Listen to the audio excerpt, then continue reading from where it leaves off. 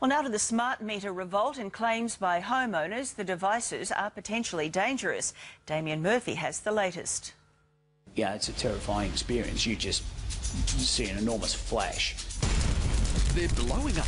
Like nothing I've ever seen before. And breaking down. Looked like it was about to catch fire. Smart meters, no. As the bill payer backlash sees a buzzing in the shed, others up and leave. Flee from our home. With a buzzing in the head. Well, the smart meter blew up. Blew up. For Julianne Connor, the smart meter debate is suddenly black and white after she found her meter box looking something like this. Blackened in the front, all smoked up. Looked like it was about to catch fire. This YouTube footage from the US shows just what can happen when smart meters go bang. And it was all mangled and distorted and looked like it had all fused together. Melted.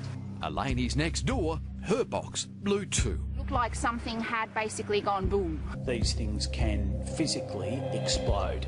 Dean Mile from the Electrical Trades Union, whose members are at the smart meter front line, and it seems the firing line as well. We had one member in the Pascoe Vale area who had one explode within about 18 inches of his head. There was clearly signs of sabotage, clearly signs of different compounds that could no way have come from these meters.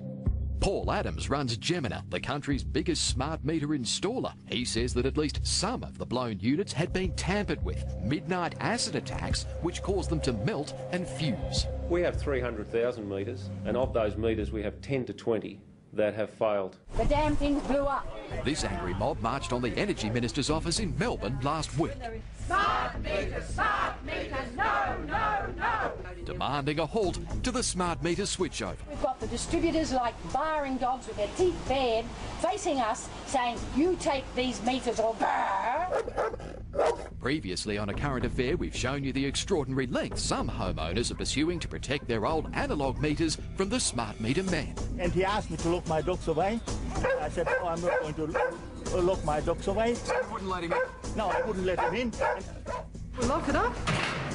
Wendy McClellan put her old analogue under tight lock and key. You're even threatening them with trespass if they try to install one of these. That's right, we will. Well, 12 months on, that idea has spread like lightning. The problem was... The power companies were accusing people of not giving them access to read the meters. So the solution is... Cut a hole in it. From Wendy and husband Stuart, another ingenious idea. A power box peephole. So the box is still locked and they can now see the meter. No more excuses. That's right, no more excuses. What do you think of these smart meters? They're an absolute disaster. People have had to leave their homes because the microwave radiation is affecting them so badly. The closer to the meter, the worse it gets.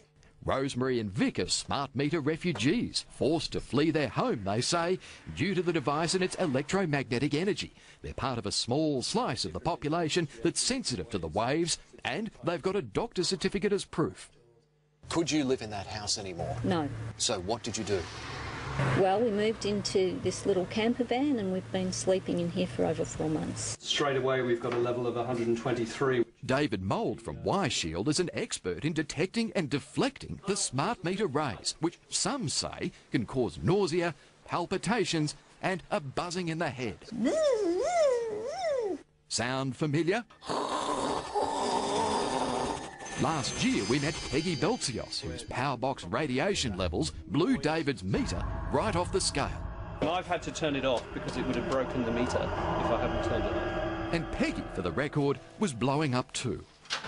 I'm going to break it. If I don't take it, I'm going to break it. I just can't take it. It's bad in that room and it's also bad in the lounge room. David, how are you going? Well, we've still got the level of about 424. Smart meters, no. We've found out they're made in India with no Australian standards on the cover, no made in India stamps on the meters or their packaging. They're full of components that can explode and cause fires. I mean, what more evidence do we need? They cost over $100 each. They're a sophisticated piece of equipment and they are safe. You just know we haven't heard the last of that debate, don't you?